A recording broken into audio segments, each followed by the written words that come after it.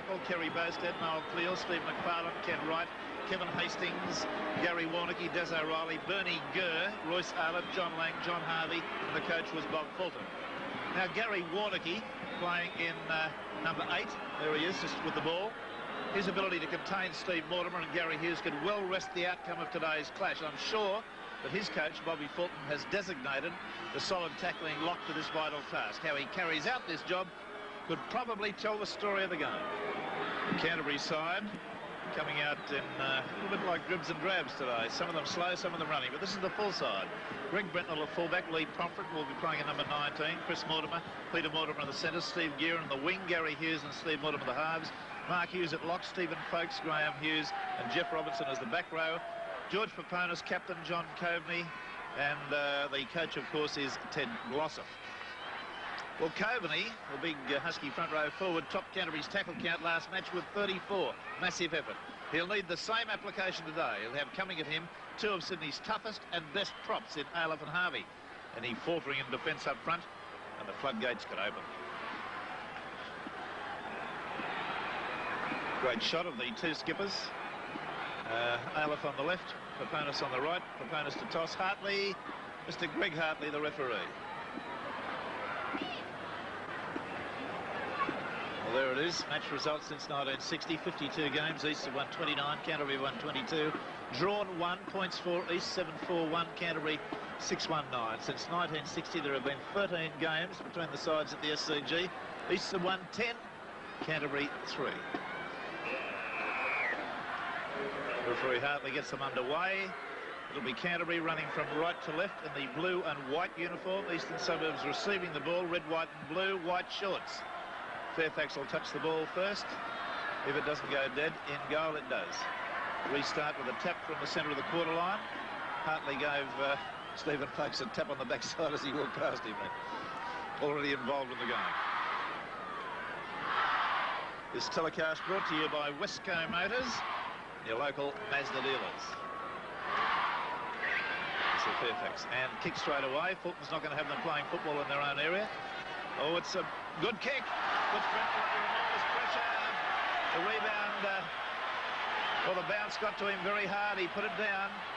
Good tactical ploy there by Fairfax. I'm sure under instructions from Fulton. Straight away on attacker, Eastern Suburbs. And the penalty rightly against Steve Mortimer for an incorrect feed. John Lang, there's a bit of an altercation. There's been some headbutting straight away. Robinson and Aleph going at it, hammer and tongs. This is like a 10-rounder into the old Rushcutters Bay. Flurry as that scrum broke up. Let's see it again. We've got both touch judges in. Now let's have a look at that scrum again. This was it. There was a penalty came from it as a result of a very incorrect feed from Steve Mortimer. Our cameras followed Mortimer, and then this happened.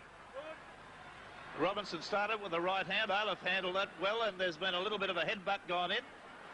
And he's taken a very strong right hand. Hartley's in there actually physically holding the players, and we've got another scrum to go down. No penalty, is it? Well, they're really good. Looking up into the stand of Hill area. We'll get a good view of this. His first attempt. White's kick is beautiful. And a great goal to Ken Wright. That's a good start for Eastern Suburbs. Eastern Suburbs 2, Canterbury 0. Hastings got a problem with his boot. Fairfax was worried about. Little kick. There's a race for the ball. Lee Pomfret's there. Fairfax is there. Brentnell's there. Fairfax gets to it, loses it. Canterbury in possession. Only about a metre away from the Eastern Suburbs line. There'll be a penalty if they don't get off him. That was Pomfret that got to it. Brentnell swapped under the defence because they didn't have to go back 5 metres. Brentnell, a fine touch in front of the member stand. Oh, this is a great kick. That's a fine left footer. He's come up with one about 15 metres away. Look at Gearin go too. That's a good game. Canterbury nice and deep. Robinson trailing back. I don't know whether he's hurt or he's going to come in the late rush at one of the latter parts of the ruck. The sequence of 6. The opponents trying to go from dummy half to score one of those tries that became his signature. Gary Hughes, Steve Mortimer. Beautiful pass on to Chris Mortimer. Oh, I think he's in. It's a try. Beautiful pass. He was on the burst, came inside the defence, and that was first-class stuff. But look at the little man, Steve Mortimer. He's come up with a bit of magic. A beautifully judged pass, and he's broken this try drought. Let's have a look at it again. There's a good shot showing the Eastern Suburbs defence moving up quickly. Now look at the length of this pass.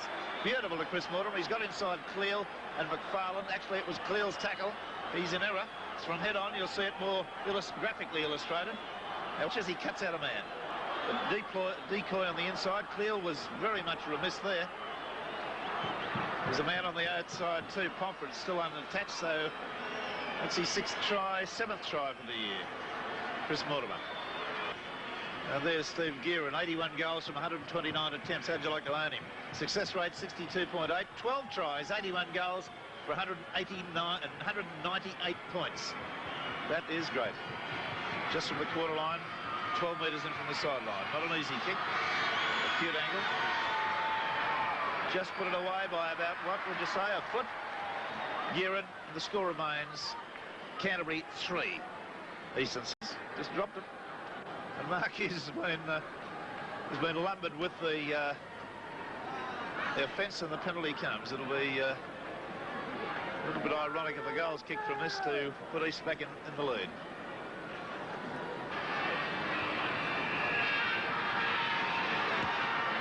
Oh, he looks like he's kicked that too. That's a beautiful goal. Ken Wright with a day on, and what a day to have it. Eastern Suburbs 4, Canterbury 3.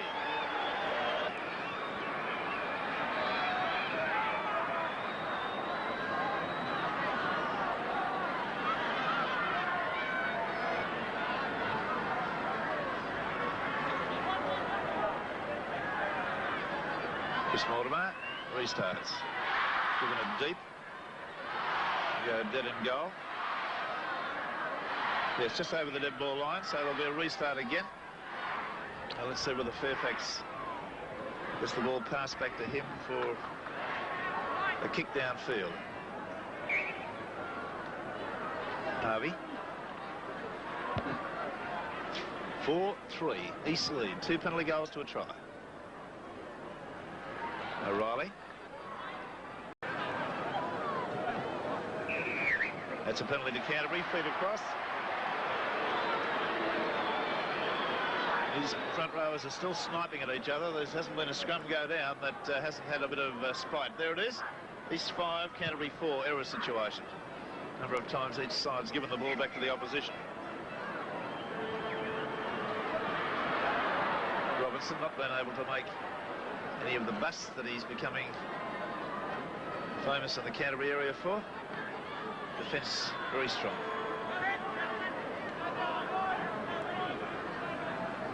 Notice Steve Mortimer, folks, nicely back on the inside to Mark Hughes. And it'll be a penalty. I didn't quite see what he's given the penalty for. Was it a trip, Barry Ross? No, jersey pulling. One of the Eastern Suburbs players pulling the jersey of one of the Canterbury players looming up in support. Yeah, he just made the signal now. He was covered from me. Now this gives Gearin the opportunity to kick for goal. Breeze slight. You can see a little bit of streamer or coloured paper there on the background just behind Gearin blowing around. Gearin a study and concentration.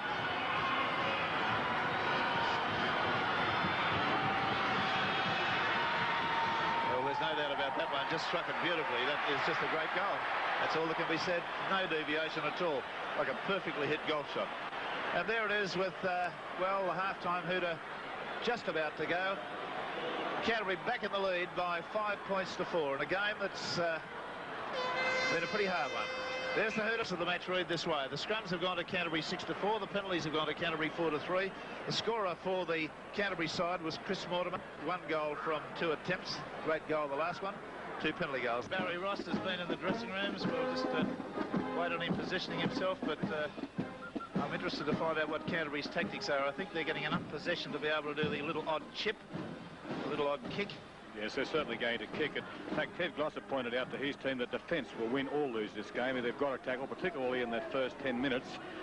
He wants them to kick because he feels the win is in their half, and he thought that... Still on their own side of halfway. Steve Mortimer.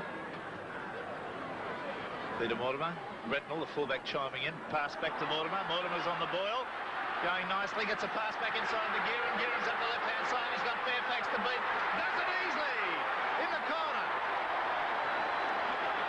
Well, he stepped around Fairfax with the greatest of ease, and I think one of the Canterbury players has just said something to Fairfax, indicating that he might have pulled the wrong rein in going on with that business earlier. But here's the try again, and a good try it was, and scratch it down to Peter Mortimer. What great football he did. Now, Bretnell's pass there was a critical one, but look at Mortimer. Peter Mortimer, this is. The pass lovely back inside. Gearon, see him change the ball from right to left hand. And Fairfax beaten pointless on that occasion, and Gearon scoring very close to the touch-in goal line. Johnny Lang laying down the law there to some of the people, and Olaf, I think, has probably had his say. Still saying it. And Gearon, you can see the curvature of the ground there from our backpack camera positioned behind the goal. This is only a metre in from the sideline and 2 feet out from the quarter line with the breeze. Just see the little flags fluttering in the touch judge's hands. He's kicked that away to the left, didn't strike it all that well. So the score remains Canterbury 8, Eastern Suburbs 4.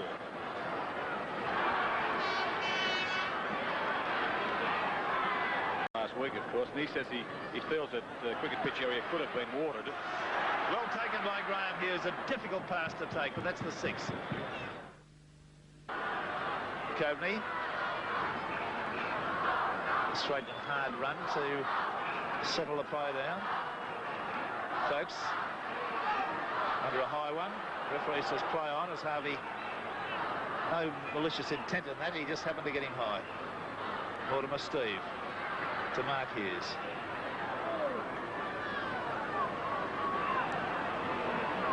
Eastern Suburbs doing it hard at the moment. Steve Mortimer. Coveney. Oh, heavy stuff from Harvey. Head on. Gary Hughes. Robinson. He's found a gap. Got a pass away there to Graham Hughes. Forward, that one I thought from Papanis, but he's under the post.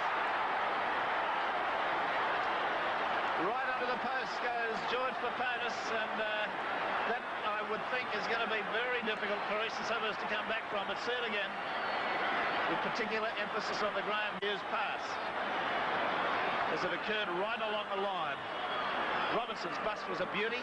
The pass to Graham Hughes was spot on. Well, very marginal. The referee was well positioned from head on. The damage was done, however, with Gary Hughes showing cleverness back inside to Robinson. Taking a lot of tackling. Graham Hughes got it in his hands and quickly gave it back to Papanis. George likes to score him under the posts. Now, Eastern Suburbs, I can say now, with 11 points to 4, they may still well win this game. I'm not about to write them off, but they are looking to me, Barry, like a team that's had a fortnight layoff. Yes, exactly, and that's what I said at half-time that Ted Glossop had picked up. They look a jaded and tired side, and this shouldn't have been. And Ted Glossop has picked this up very quickly, and aren't the Canterbury side taking advantage of any weakness in this area? Gearon's kick is successful. That's his second success from forward.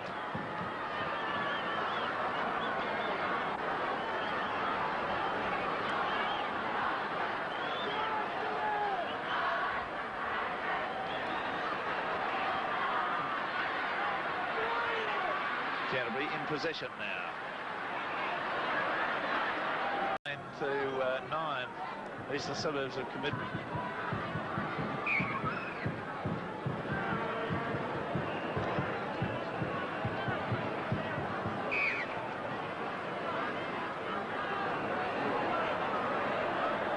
little bit of dancing around there going on between Harvey and Coveney.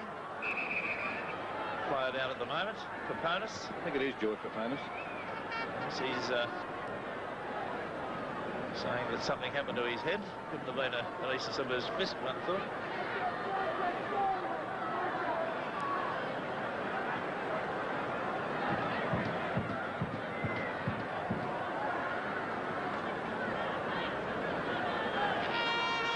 head.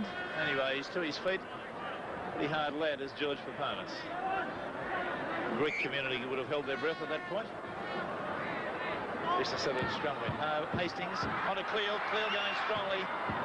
The Canterbury defence closes quickly now. They get to their feet quickly and play the ball. It's been kicked through and knocked on. And Canterbury have come up with the ball. Now there you are. So Eastern Suburbs are contributing to their own downfall with some very sloppy football. That's Greg Brentnell while he's back there, Canterbury fullback. Yes, he had to tackle Cleal, I think. There's another change of possession. Lang comes up with the ball from that era. Aleph. Wannicky.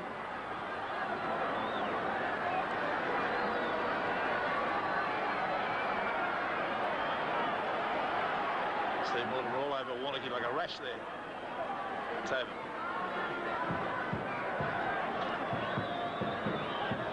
Gurr desperately waiting to touch the ball. Wannicky goes on his own. There's a try.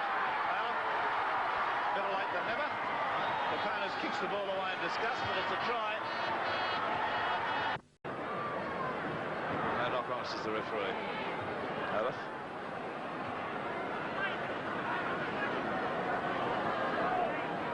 Hastings a dummy half.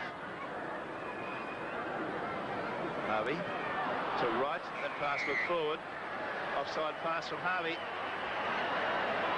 I think the referee was right on that. He took a second to orientate himself, but he's ruled that way. Papanis says, we're not taking any taps, we're not taking any kicks for the line, we're taking a kick at goal.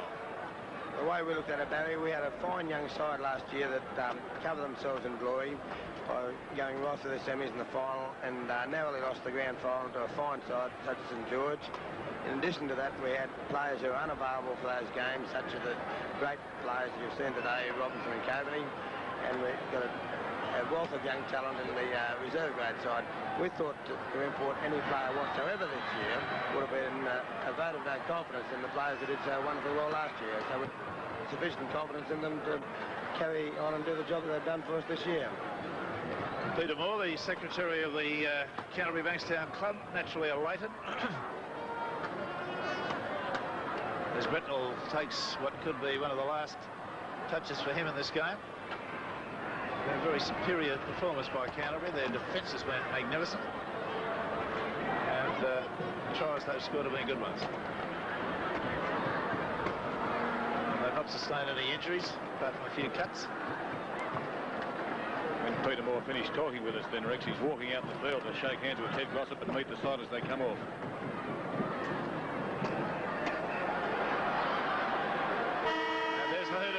In the background, so predictably the Canterbury side have come up with a good win, 13 points to 7 over Eastern Suburbs. They go straight into the grand final.